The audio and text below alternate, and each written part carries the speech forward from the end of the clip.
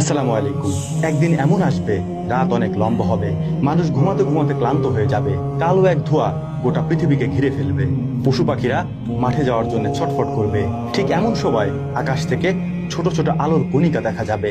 মানুষ খুশিতে চিৎকার করতে করতে বাহিরে বের হয়ে আসবে, কিন্তু তারা বাহিরে বের হয়ে অবাক হয়ে দেখবে সূর্য পূর্ব দিকে না উঠে পশ্চিম দিক থেকে উদিত হয়েছে।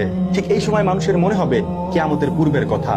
আল্লাহ রাব্বুল আলামিন যে কিয়ামতের কথা পবিত্র কোরআনে বলেছেন, মানুষ দৌড়ে গিয়ে পবিত্র কোরআন খুলে দেখবে পবিত্র কোরআন থেকে অক্ষরগুলিকে উঠিয়ে নেওয়া হয়েছে, সেখানে শুধু সাদা পৃষ্ঠাগুলি পড়ে আছে। ঠিক সেই সময় চিরদিনের জন্য তওবার দরজা বন্ধ হয়ে যাবে, তখন আর কারো তওবা কবুল হবে না। এ সময় গোটা দুনিয়াতে এক ধরনের ঠান্ডা বাতাস প্রবাহিত হবে, সাথে সাথে গোটা দুনিয়াতে থাকা সকল মুমিন এবং নেককার বান্দাদের রূহ কবজ করে নেওয়া হবে। ঠান্ডা বাতাসে রূহ কবজ করার সময় তাদের কোনো কষ্টও হবে না, তারা বুঝতেও পারবে না, তারা টেরও পাবে না। এরপর দুনিয়াতে শুধু থেকে যাবে গুনাহগার, কাফের এবং মুশরিকেরা। এরপর আল্লাহ তাআলার নির্দেশে ইসরাফিল আলাইহিস সালাম সিংহায় প্রথমবারের মতো ফুৎকার দিবেন। প্রথম ফুৎকারে গোটা দুনিয়া কেঁপে উঠবে, ভূমিকম্প হবে, এমন প্রলয়ঙ্করী ভূমিকম্প হবে যে গোটা দুনিয়াতে থাকা সমস্ত মানুষ মারা যাবে, সমস্ত জীবজন্তু মারা যাবে, আসমানের তারাগুলি ভেঙে ভেঙে পড়বে, জমিন ফেটে যাবে, সমুদ্র, সাগর, মহাসাগরের পানিগুলি আগুনে পরিণত হবে। পৃথিবীকে নিঃশেষ করে দেওয়ার পর এমতো অবস্থায় কতদিন থাকবে আল্লাহ তাআলা সেটা ভালো জানেন। এরপর আল্লাহ তাআলা বলবেন, আজকের ক্ষমতার মালিককে? আজকের ক্ষমতা কার? এ সাগর, তোমার বড় বড় ঢেউগুলি কোথায়? এ পাহাড়, তোমার উচ্চতা কোথায়? এ আকাশ, তোমার বিশালতা কোথায়? আজকের ক্ষমতার মালিককে? আল্লাহ তাআলা নিজেই উত্তর দিবেন, আজকের ক্ষমতার একমাত্র মালিক আল্লাহ সুবহানাহু ওয়া তাআলা।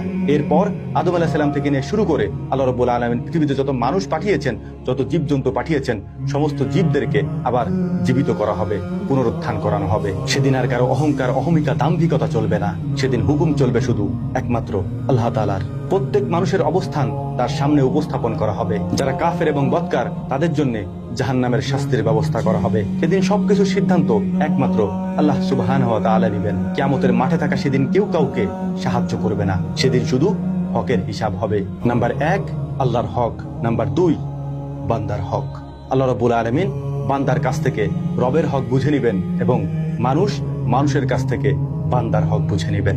পবিত্র কোরআনের 99তম সূরা জিলজাল যদি আপনি পড়ে থাকেন, আপনার সামনে কিয়ামতের এই পরিবেশগুলি, কিয়ামতের এই দৃশ্যগুলি খুলে খুলে আল্লাহ রাব্বুল আলামিন বর্ণনা করেছেন। আপনার কাছে মনে হবে আপনার সামনে উপস্থাপন করা হয়েছে এটি। অবশ্যই পড়বেন সূরা জিলজাল, পবিত্র কোরআনের 99তম সূরা। আল্লাহ রাব্বুল আলামিন আমাদের সকলকে কিয়ামতের পূর্বে সকল ধরনের ফিতনা থেকে বেঁচে থাকার তৌফিক দান করুন। ওয়া মা তৌফিকি ইল্লা বিল্লাহ। নাসরুম মিনাল্লাহি ফাতহুন